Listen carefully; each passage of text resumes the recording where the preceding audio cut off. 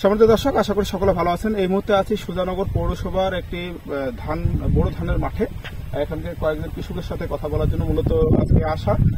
তো এই ভিডিওটি করার উদ্দেশ্য হচ্ছে যেন শুধু এই কয়েকজন কৃষক, সারা দেশের যারা কৃষক আছে, সমিত কৃষক আছে, সকলে সতর্ক হন, সেই কারণে মূলত এই ভিডিওটি করা। আপনারা জানেন যে ইতিমধ্যে আমাদের দেশের তাপমাত্রা 39-40 ডিগ্রি ইতিমধ্যে ছেয়েছে। তো এই সময় আমাদের সবথেকে গুরুত্বপূর্ণ যে বিষয়টি, ইতিমধ্যে দেখা যাচ্ছে যে বড় ধানের ফ্লাওয়ারিং স্টেজ চলছে। তো এই সময় আমাদেরকে যে কাজটি করতে হবে, অবশ্যই জমিতে পানি ধরে রাখতে হবে। আপনারা যদি পানি ধরে না রাখেন তাহলে যে তাপমাত্রাটা সেটা কন্ট্রোলে থাকবে না। এই কারণে যদি সম্ভব হয় সকালবেলা প্রতিদিন ঠান্ডা পানি জমিতে ঢুকিয়ে দেবেন, তাহলে হচ্ছে কি যে এখানে তাপমাত্রা কন্ট্রোল হবে এবং ওই অতি তাপমাত্রার কারণে মানে তেমন ক্ষতি হবে না। আর এটা মেইনলি সমস্যা হচ্ছে, আপনারা জানেন যে প্রতিনিয়ত আমাদের আবহাওয়া পরিবর্তন হচ্ছে, তাপমাত্রা বাড়ছে, যার কারণে বোরো ধান কেন প্রতিটা ফসলে আমাদের বিভিন্ন রকম সমস্যা দেখা দিচ্ছে।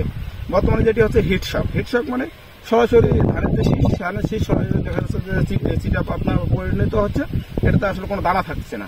এটা আসলে ওই আমাদেরকে যে ব্লাস্টের জন্য বিভিন্ন লক্ষণ দেখা দেয়, তারপরে সেটি শীষটা সাদা হয়। আবার মাজরা পাতার জন্য শীষ যদি সাদা হয় তাহলে টাউন দেখা যাবে যে সে তুলে আসবে। তো এরকম বিভিন্ন আসলে সিমটম আছে, কিন্তু হিটশকের আসলে ওরকম কোনো সিমটম নেই।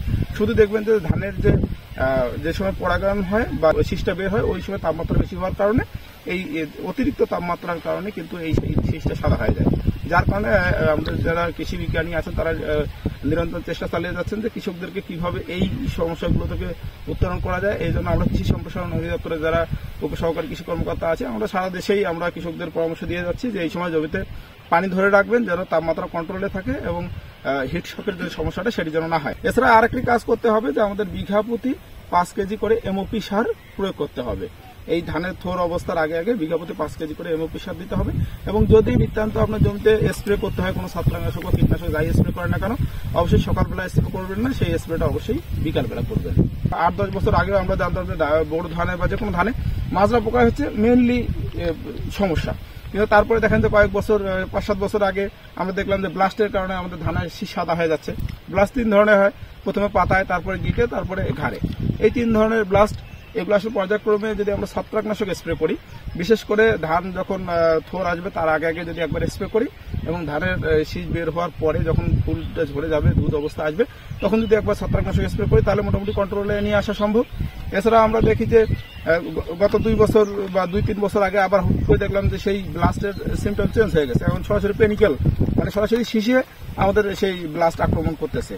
তো এইরকম আসলে আবার নতুন করে এখন দেখতেছি যে তাপমাত্রার কারণে হিটশক হচ্ছে। প্রতিনিয়ত আসলে বিভিন্ন ধরনের রোগ বালাই বা বিভিন্ন রকম সমস্যা আসতেছে আমাদের কৃষিতে। এই কারণে আমাদের কৃষিটা চ্যালেঞ্জিং হচ্ছে।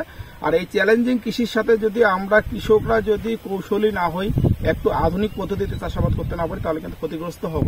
এই কারণে আমাদেরকে অবশ্যই আমরা নিকটস্থ যে উপসহকারী কৃষি কর্মকর্তা আছে তাদের সাথে যোগাযোগ করে তারপর সিদ্ধান্ত নিয়ে তারপরে সেই অনুযায়ী কার্যক্রম চালাতে হবে, যাতে আমরা সঠিক পরামর্শে উৎপাদন খরচ কমিয়ে ভালো লাভ পেতে পারি। সকলকে ধন্যবাদ জানাচ্ছি, ভালো থাকবেন।